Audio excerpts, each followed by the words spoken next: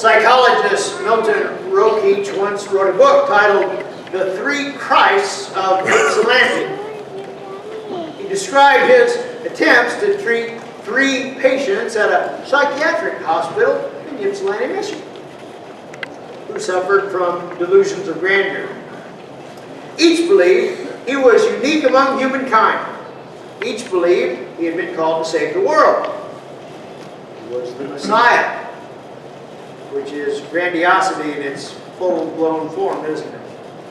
And he found it difficult to break through to help the patients accept the truth about their identity, so he decided to put the 3 of them into a little group to see if rubbing against people who also claimed to be the Messiah might poke some holes in their delusion.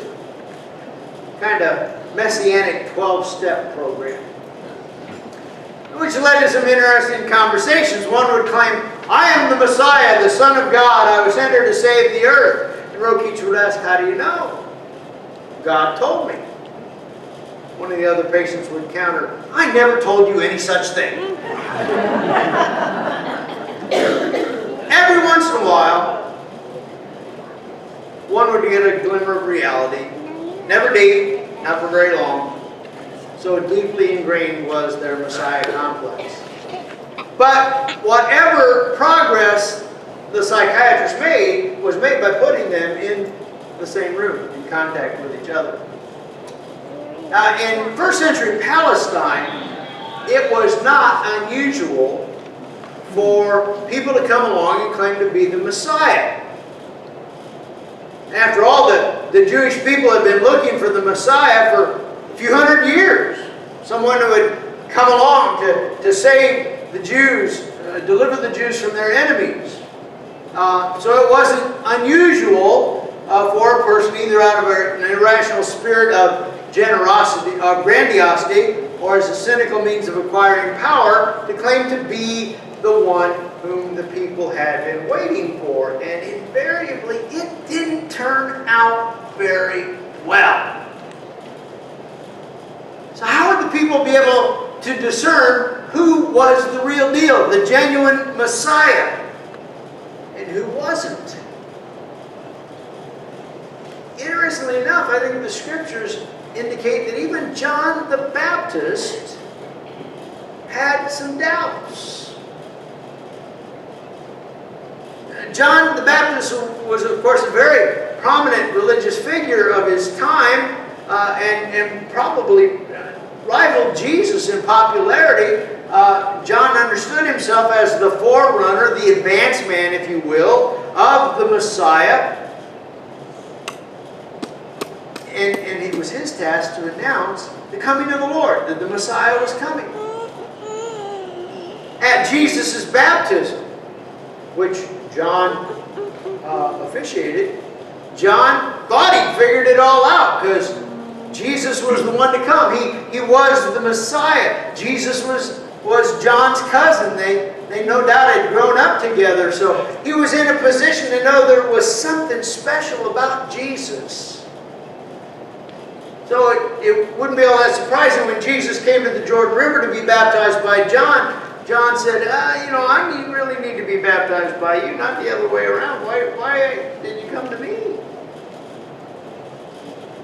And in Matthew's account, as soon as Jesus was baptized and he got out of the river, the heavens opened.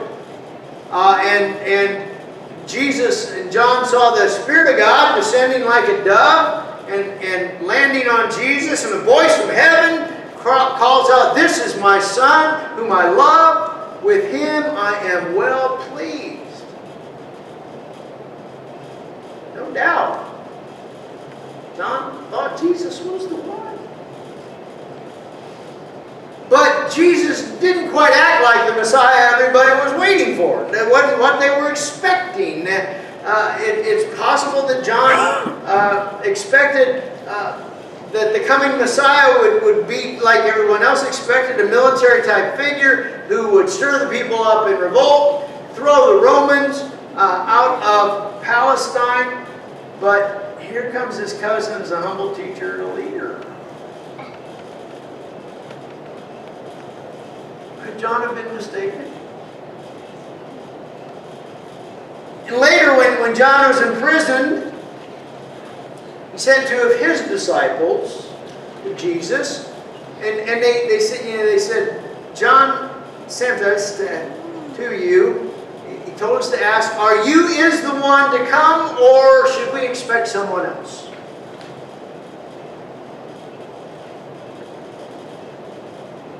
It wasn't as obvious that Jesus was the Messiah as John had hoped.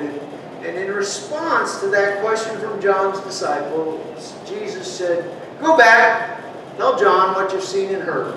The blind receive sight, the lame walk, those who have leprosy are clean, the deaf hear, the dead are raised, and good news is proclaimed to the poor. Well, apparently being the Messiah had nothing to do with leading a revolution. At least not that kind of a revolution. Healing those who are hurting, proclaiming good news to the poor, that was what being the Messiah was all about. So even Jesus' close friends and family had some confusion. That's why it's such a big deal on that day when Peter replied to Jesus' question. You are the Christ, the Son of the living God. Christ is the Greek form of the word Messiah in the Hebrew. Both of them mean Savior. And then Jesus said, you got it. Be happy. Because nobody told you this had to come directly from God. And you're going to be Peter from now on. Petra meaning rock. You're going to be the rock on which I build my church.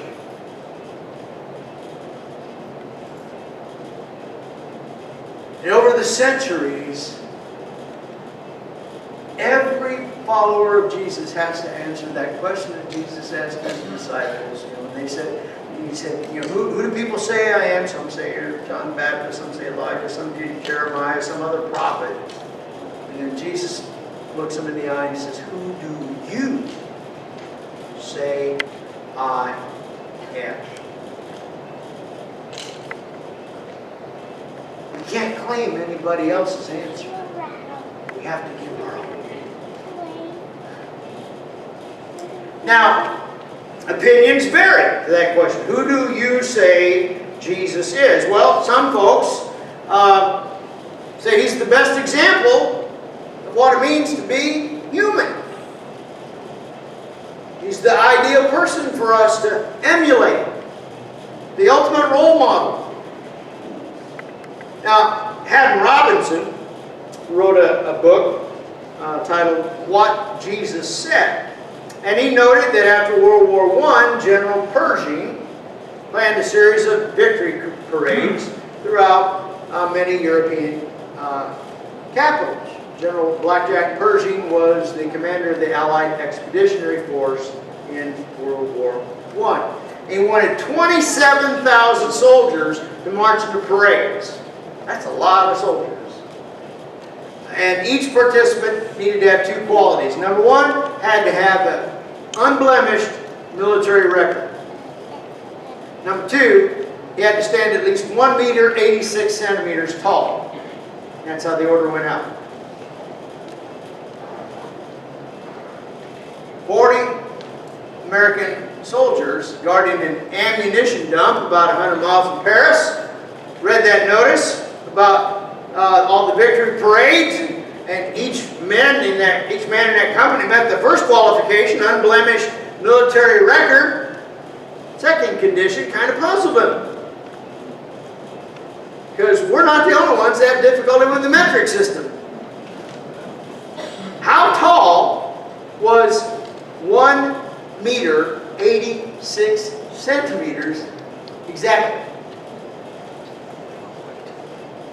Corporal asked the sergeant. Sergeant didn't know. And the corporal said, well, Sergeant, I know I'm taller than you are. So that's how it began. Nobody knew how tall 1 meter 86 centimeters was, but they began to compare themselves against each other. And they stood back to back, like little kids in preschool. And they knew then who the tallest man in the company was and who the shortest was. Slim, the tallest, kidded his buddies that since I'm the tallest, I know I'm going to be selected. So he would take a look at all those pretty young women in the European capitals for the rest of the companies. He'd send them back postcards. Shorty knew that if he got to march in the parade, everybody in the company would be able to march in the parade. So a headquarters captain comes by, see if anybody qualifies, and they said, we don't know how tall 1 meter 86 centimeters is, so he translated the meter and the meters and centimeters into feet and inches, and he made a mark on the mess hall wall. Everybody looked at it and walked the other way because they knew they didn't measure up. Finally, Slim got up there and he stretched himself as tall as he could. But even he did not come up to the 6 feet 1 1/5 inches that 1 meter 86 centimeters represents. Now, obviously, General Pershing didn't find enough qualified people to march in those grand parades that he wanted. But the point is that when we have an absolute standard to measure up to, it is futile for us to measure ourselves against other men and women. We have to measure ourselves by that ultimate standard. And our ultimate standard is Jesus Christ. He's the measure for our lives. He's the perfect example of what a human being can be and ought to be. Humanity is his finest. But for most of us, Jesus is more than the best that humanity can produce. He's also the best representation of what God is like. When a little boy was asked to describe Jesus, he thought for a moment, he said, Jesus is the best picture of God ever taken.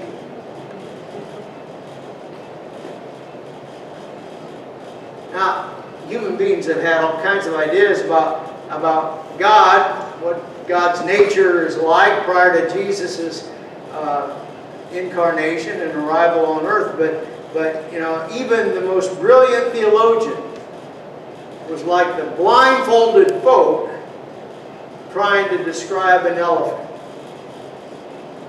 Look at this picture. If you know, someone saying it's a fan touching the ears. It's a spear touching the tusks. It's a snake touching the trunk. It's a tree touching the leg. It's a wall touching the side. It's a rope touching the tail. But no one's got the full picture, do they?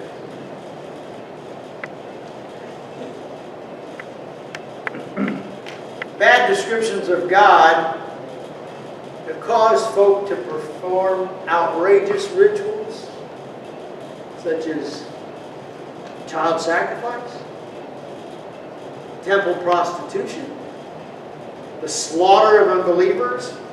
Regrettably, that's still practiced in some parts of the world. Bad ideas of God always produce correspondingly bad behavior by human beings. If someone says, it doesn't matter what you believe, just so you're sincere, ask them to consider that those armies, even the world today, who send children out to be slaughtered in battle so that children can supposedly go to heaven, paradise. It does matter what we believe about God. Because we could not climb up to God. God came down to us in Jesus. He's the revelation of what God's really like. I'm reminded of the final scene from the movie Shrek. In case you haven't seen it, Shrek is the story of an ogre. A big, green ogre who rescues the Princess Fiona. And Fiona is a beautiful young woman. But Fiona's under a curse. Every night, Fiona becomes an ogre. Every bit as big and green and not nearly as attractive, a lot like Shrek. And then every day, she becomes a beautiful young woman again. And that cycle keeps repeating itself. Until in classic fairy tale fashion, she finally experiences true love. At the end of the movie, Shrek finally sees for the first time Fiona's ogre persona. She'd been hiding it from him. But he loves her and he kisses her. And then something quite unexpected happens. Because rather than Shrek being transformed into a beautiful prince, a handsome prince, Fiona is permanently transformed into a big green ogre. She loves Shrek so much, she becomes like him. And that, of course, is what God does for us in Jesus Christ. Out of His great love for us, God empties Himself and God becomes as we are. Who's this guy, Jesus? He's the ultimate role model for humanity. He is humanity at its finest, yet He's so much more than that. He's also the best representation of what God is like. As that little boy said, Jesus is the best picture God ever had taken. Jesus asks, "Who do you say I am?" For once, Simon Peter got it right. When he said, "You are the Christ. You're the Messiah. You're the Savior, the Son of the living God." Who is Christ to you? You can't just claim someone else's answer. And then, what difference does it make in your life? Will you pray with me? Jesus, help us to know who You are and to let that make a difference in our lives so that we might help others know You. If there's anyone here this morning that's unsure just who You are, I pray that Your Holy Spirit will lead them like it led Simon Peter so long ago to say, "Jesus, You are the Christ, the Son of the living God." Amen. I invite you to stand if you're able, and let's close our service.